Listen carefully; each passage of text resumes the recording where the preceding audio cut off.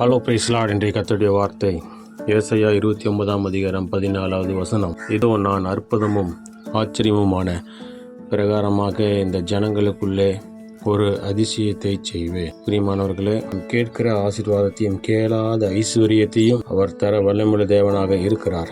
நாம் கேட்பது குறைந்த ஒரு சின்ன அளவில் கேட்டாலும் ஆண்டவர் கொடுக்கிறது நிறைவான திருப்திகரமாக எல்லாரும் பார்த்து பிரமிக்கத்தக்க அளவில் ஆச்சரியப்படும் அளவிலே நம்முடைய ஆண்டவர் ஆசீர்வதிப்பார். நாம் நினைக்கிறதை காட்டிலும் அதிகமாக நமக்கு ஆண்டவர் ஆச்சரியப்படும் வகையிலே ஆண்டவர் நமக்கு கொடுக்க போகிறார். ஆகவே விசுவாசிப்போம். ஆண்டவர் எனக்கு அற்புதமும் ஆச்சரியமுமான பிரகாரமாக எனக்கு ஒரு அற்புதத்தை செய்வார் என்று விசுவாசிப்போம். கர்த்தர் தாமே நம்மோடு கூட இருந்து நாம் நினைத்து பார்க்க முடியாத அளவிற்கு நம்மை ஆசீர்வதிக்க ஆண்டவர் சித்தமுள்ளவராக இருக்கிறார், வல்லமையுள்ள தேவனாக இருக்கிறார். பிரார்த்தனை செய்வோம். எங்கள் அன்பை சிறுதான பரவத்தின் தந்தையே, ஆசீர்வதிக்கப்பட்டதான் இந்த நாளிலே நீர் கொடுத்த நம்முடைய வார்த்தைக்காக நீர் செலுத்துகிறோம்.